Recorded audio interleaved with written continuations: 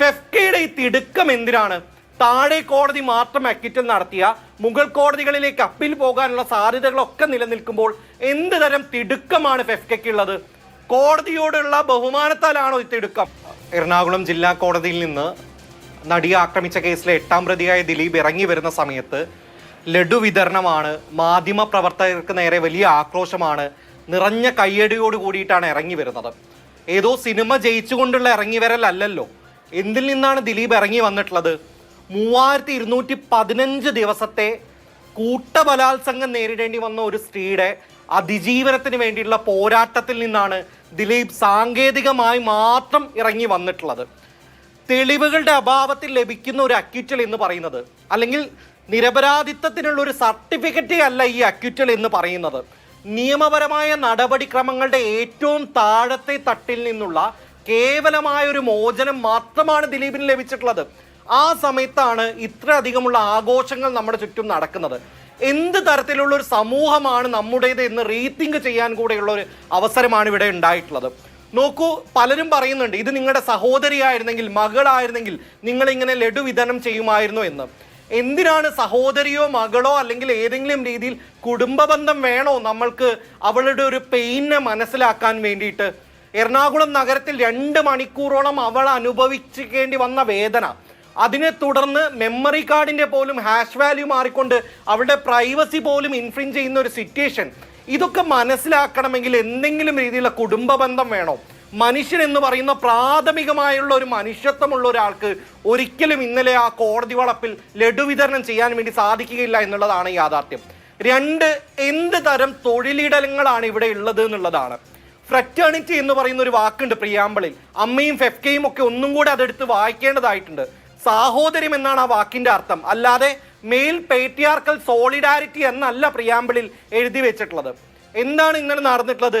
അമ്മ സംഘടന, AMMA സംഘടന വളരെ എളുപ്പത്തിൽ പറഞ്ഞിട്ടുള്ളത് നിയമം നീതിയുടെ വഴിക്കങ്ങ് നീങ്ങട്ടെ എന്ന് പറഞ്ഞുകൊണ്ട് ഒരു ലീഗൽ ടെർമിനോളജിയിൽ പൊതിഞ്ഞാണ് അവതരിപ്പിച്ചിട്ടുള്ളത്.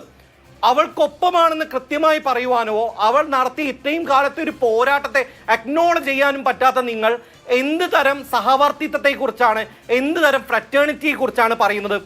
ഫെഫ്കയുടെ ഈ തിടുക്കം എന്തിനാണ്? താഴെ കോടതി മാത്രം അക്വിറ്റൽ നടത്തിയ മുകൾ കോടതികളിലേക്ക് അപ്പീൽ പോകാനുള്ള സാധ്യതകളൊക്കെ നിലനിൽക്കുമ്പോൾ എന്ത് തരം തിടുക്കമാണ് ഫെഫ്കയ്ക്കുള്ളത്? കോടതിയോടുള്ള ബഹുമാനത്താലാണോ ഈ തിടുക്കം? 3215 ദിവസം അതിജീവിത നീതിക്ക് വേണ്ടി പോരാടിയപ്പോൾ കേസിനകത്ത് തിടുക്കം വേണമെന്നില്ലല്ലോ. 7 8 വർഷം അവൾ ഇങ്ങനെ നീതിക്ക് വേണ്ടി നിൽക്കുന്ന സമയത്ത് ഒരു തിടുക്കവും അർജൻസിയും നിങ്ങൾക്ക് ഉണ്ടായിട്ടുണ്ടായിരുന്നില്ലല്ലോ. ഇതൊക്കെ വെളിപ്പെടുത്തുന്നത് വളരെ കൃത്യമായി കൊണ്ട് ദിലീപിന് തിരിച്ചു വരാൻ പറ്റുന്ന രീതിയിലുള്ള ഒരു ഇൻഡസ്ട്രിയും തൊഴിലിടവും സിനിമാ സംഘടനകളും ഇവൾക്കുണ്ടെന്നും ഇവിടെയുണ്ടെന്നും, സ്ത്രീകൾക്ക് തിരിച്ചു വരാൻ പറ്റാത്ത, അതിജീവിതമാർക്ക് തിരിച്ചു വരാൻ പറ്റാത്ത തൊഴിലിടമാണ് ഞങ്ങളുടേതെന്ന് ഉറക്കെ പ്രഖ്യാപിക്കുകയാണ് ഫെഫ്ക അടക്കമുള്ള സംഘടനകൾ ചെയ്യുന്നത്.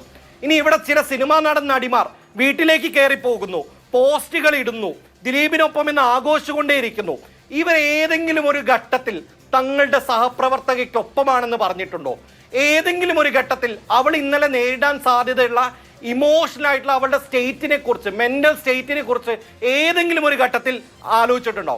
ഇവിടെ റേപ്പ് നേരിട്ട മറ്റൊരു സുഹൃത്ത് തന്നെ ഒരിക്കൽ പറഞ്ഞിട്ടുണ്ടായിരുന്നത് റേപ്പ് എന്ന് പറയുന്നത് ശരീരത്തിന് മാത്രം എതിരെയുള്ള ഒരു അതിക്രമമല്ല, എൻ്റെ തലച്ചോറിനെതിരെയുള്ള അതിക്രമം കൂടിയാണെന്നാണ് പറഞ്ഞിട്ടുള്ളത്. ഓർമ്മകൾക്ക് നേരെയുള്ള അതിക്രമം കൂടിയാണെന്നാണ് പറഞ്ഞിട്ടുള്ളത്. സർവൈവർ ആയിട്ടുള്ള ഓരോ മനുഷ്യന്മാരുടെ മനസ്സിൽ നിന്നും മാഞ്ഞു പോകാത്ത വണ്ണമുള്ള ആക്രോശമാണ് ഈ കൂട്ടങ്ങൾ നടത്തിയിട്ടുള്ളത്. ഇന്നലെ ശരത്തപ്പാനിയെ പോലുള്ള ആളുകൾ ഫേസ്ബുക്കിൽ കുറിച്ചിട്ടുള്ളത് വെള്ളിയാഴ്ച കുഴിച്ചിൽ തറച്ചു, സത്യം ഞായറാഴ്ച ഉയർത്തെഴുന്നേറ്റു എന്നാണ്. ഇവിടെ ആരെങ്കിലും ഉയർത്തെഴുന്നേറ്റിട്ടുണ്ടെങ്കിൽ അത് സർവൈവർ ആയിട്ടുള്ള ആ സ്ത്രീ മാത്രമാണ് ഉയർത്തെഴുന്നേറ്റിട്ടുള്ളത് എന്നുള്ള കാര്യത്തിൽ യാതൊരു സംശയവുമില്ല. ഈ മനുഷ്യന്മാർ മനസ്സിലാക്കേണ്ടത് മിനിമം ക്രെഡിബിലിറ്റി, മിനിമം അവനവന്റെ തൊഴിലിടത്തിൽ പ്രവർത്തിക്കുന്ന മനുഷ്യരോടുള്ള ഫ്രറ്റേണിറ്റി, ഇത്തരം എന്തെങ്കിലുമൊക്കെ മൂല്യം ഇവർക്കുണ്ടോ എന്നാണ്. യഥാർത്ഥത്തിൽ ഇവരെന്തായിരുന്നു ഇന്നലെ ചെയ്യേണ്ടത്?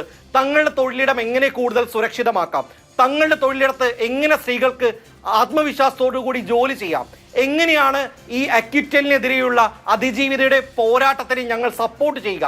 ഇതെല്ലാം അന്വേഷിക്കേണ്ടതിന് പകരം ദിലീപിന്റെ മെമ്പർഷിപ്പാണ് തങ്ങൾക്ക് പ്രയോറിറ്റി എന്ന് ഫെഫ്ക പറയുന്നിടത്ത് തന്നെ ഇവരുടെ പ്രയോറിറ്റി എന്ന് പറയുന്നത് അതിജീവിക്കുന്ന മനുഷ്യരല്ലെന്നും ഇവരുടെ പ്രയോറിറ്റി എന്ന് പറയുന്നത് എക്കാലത്തും പ്രതികളാക്കപ്പെടുന്ന ആളുകളാണെന്നുള്ള കാര്യത്തിൽ യാതൊരു സംശയമില്ല.